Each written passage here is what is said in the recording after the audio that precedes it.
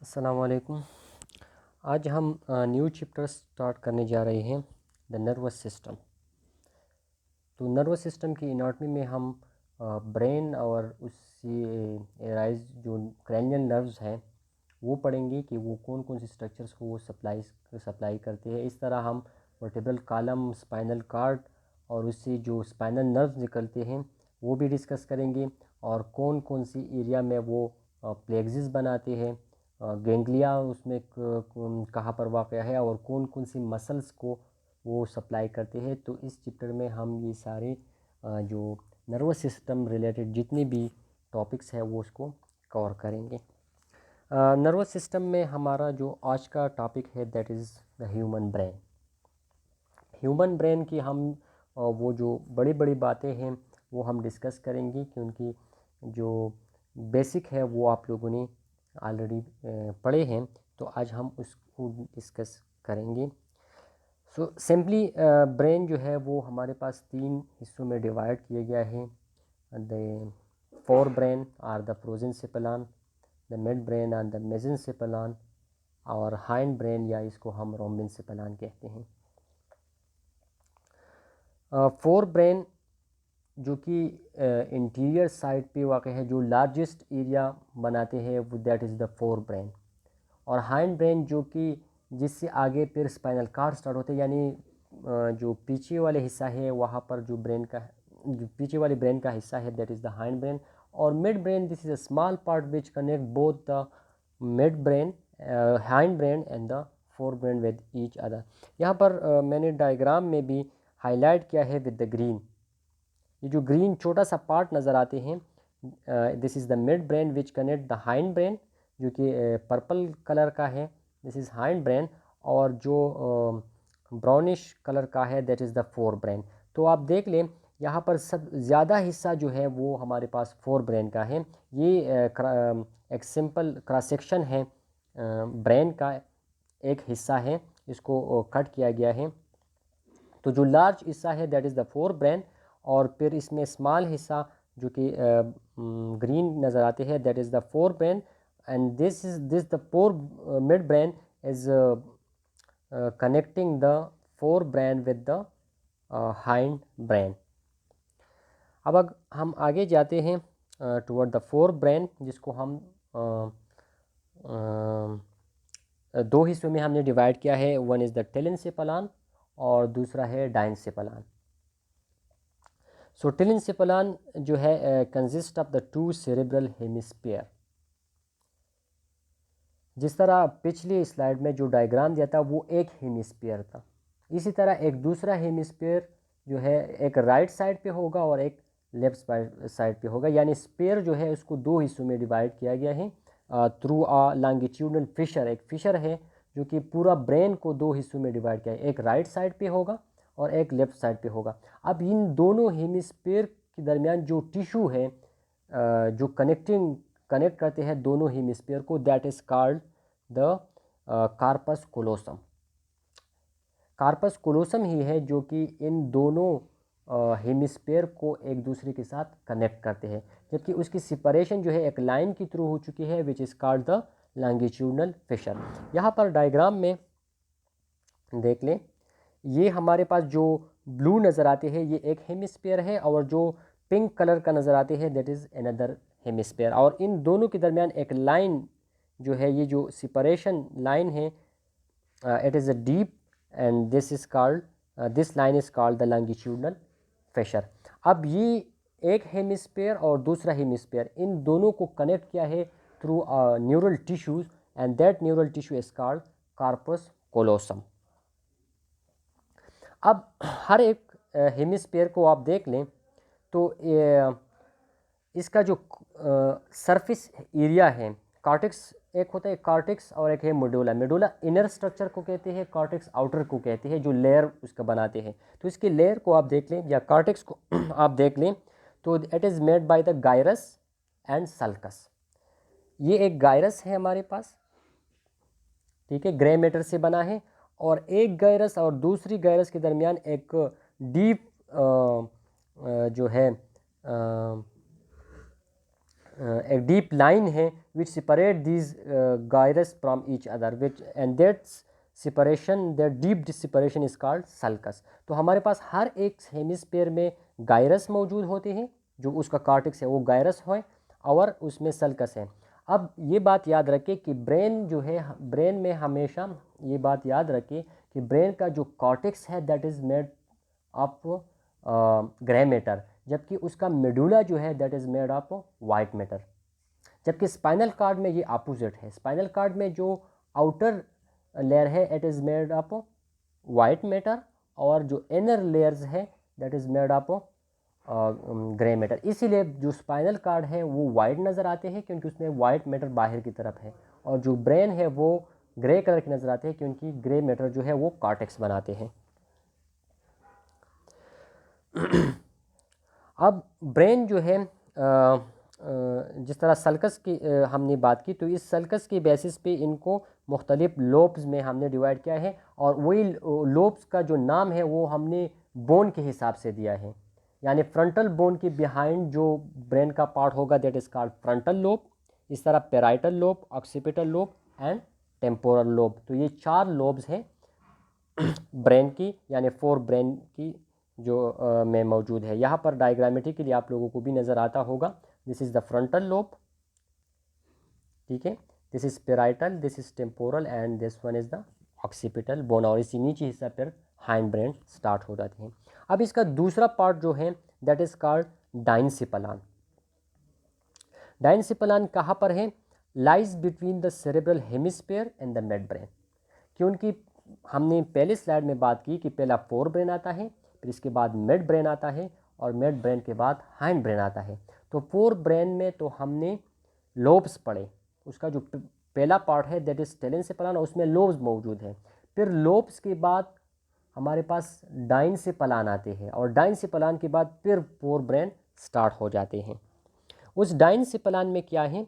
Thalamus है और hypothalamus. Thalamus हमारे पास 2 होते हैं, एक राइट थैलेमस और एक लेफ्ट थैलेमस, और इससे नीचे पर हाइपोथैलेमस होगा। यहाँ पर डायग्राम में मैं थोड़ा सा जूम कर देता हूँ। इस डायग्राम में आप लोग देख सकते हैं ये थैलेमस है, तो हमने क्रॉस सेक्शन लिया है, तो एक थैलेमस ये होगा और एक दूसरी साइड पे होगा, और इससे थैलेमस से नीचे जो ग्रीन नज़र आते हैं that is the hypo mean below the thalamus. तो 2 हमारे पास थैलेमाई है और इसके नीचे पर हाइपोथैलेमस है। और फिर डाइनसिफलान के बाद क्या आते हैं? Mid brain. तो अगर मैं इसको समराइज़ कर लूँ तो पहले हमारे पास क्या है? Fore brain. फोर ब्रेन के 2 हिस्से हैं, एक है टेलेंसेफलान पहला हिस्सा, इसके बाद आते हैं डाइनसेफलान, ये हमारे पास होगा फोर ब्रेन, और इसके बाद मिड ब्रेन होगा in between the four and the hind brain.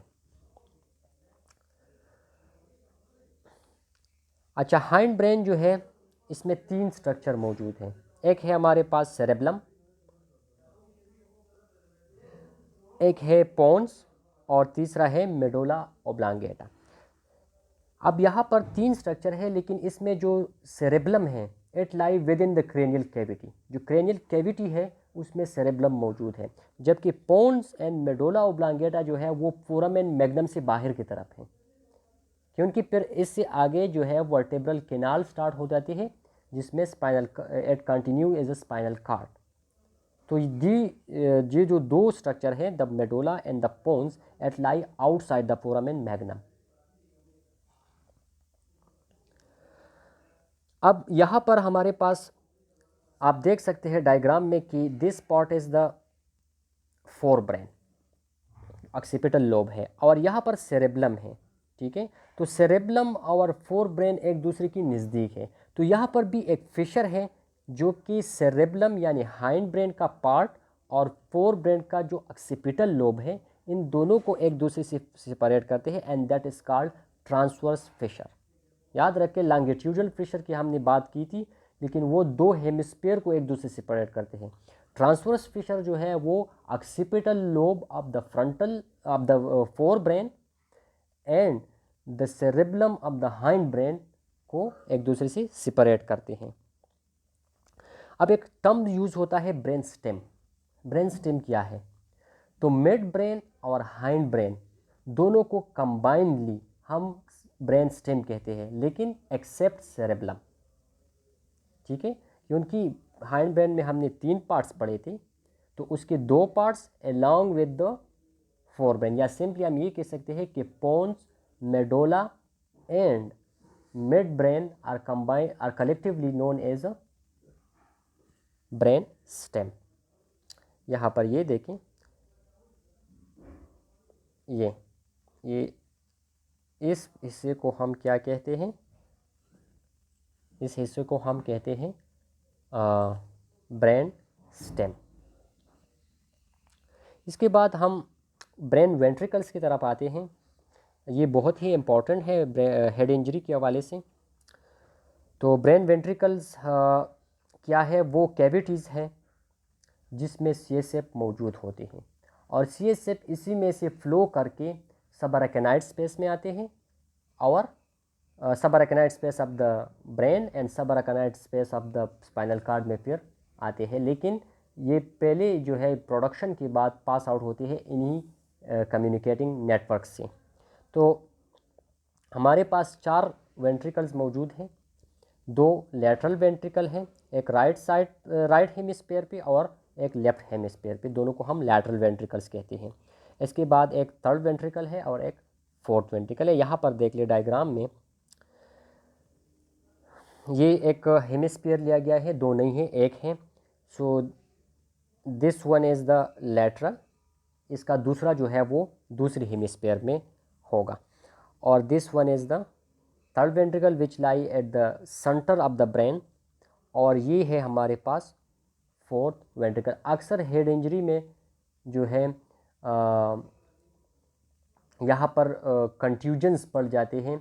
ठीक है, तो सीटी स्कैन में फिर इजीली पता चल जाते हैं कि अगर यहाँ पर कंट्यूजन मौजूद हो तो इसका मतलब होगा कि हेड इंजरी यहाँ पर मौजूद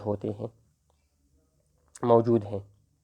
तो वेंट्रिकल्स का इम्पोर्टेंस ये है कि इससे हम हेड इंजरी का सीवियर हेड इंजरी को फाइंड आउट कर सकते हैं, और दूसरा इम्पोर्टेंस ये है कि यहाँ पर सीएसएफ जो है इसी रास्तों से, इसी वेंट्रिकल से जो है पास आउट होके subarachnoid space of the brain and spinal cord में आ जाते हैं।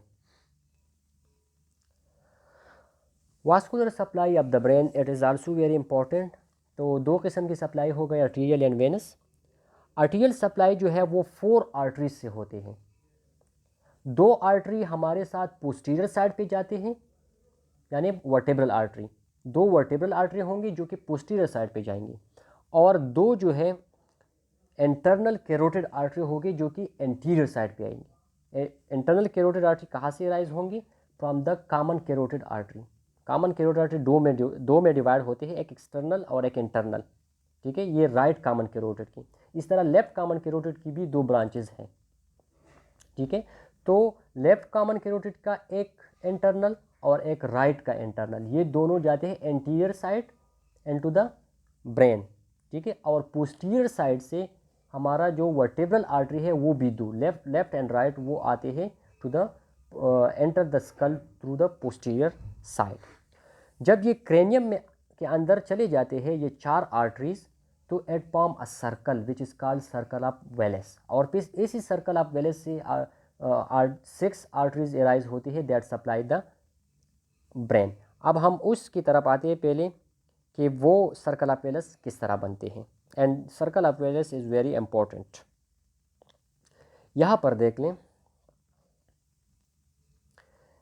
मैं थोड़ा जूम कर देता हूँ।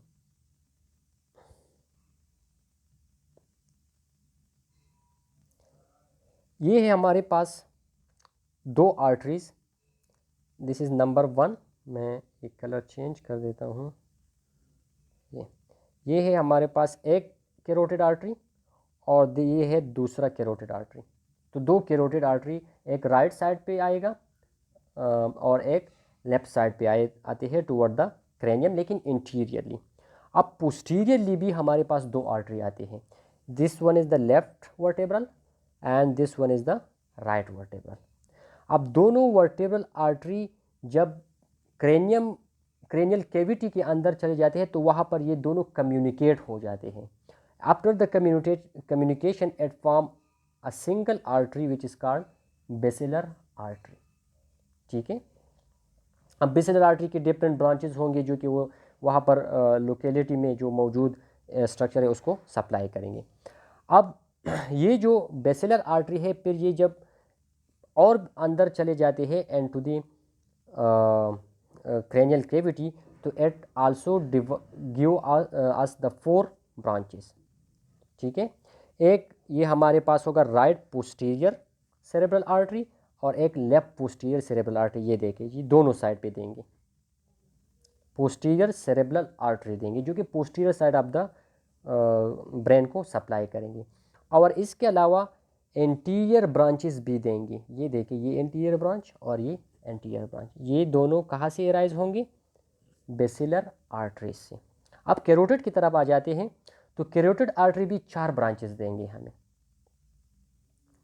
एक हमारे पास होगा इंटीरियर सेरेब्रल आर्टरी और एक लेफ्ट सेरेब्रल आर्टरी जो कि इंटीरियर यानी 4 ब्रेन को वो सप्लाई करेंगे। और इसी तरह एक हमारे पास देगा वो पोस्टीरियर कम्युनिकेटिंग आर्टरी। ये देखें, ये पोस्टीरियर कम्युनिकेटिंग आर्टरी है और ये भी पोस्टीरियर कम्युनिकेटिंग आर्टरी है बोथ साइड पे।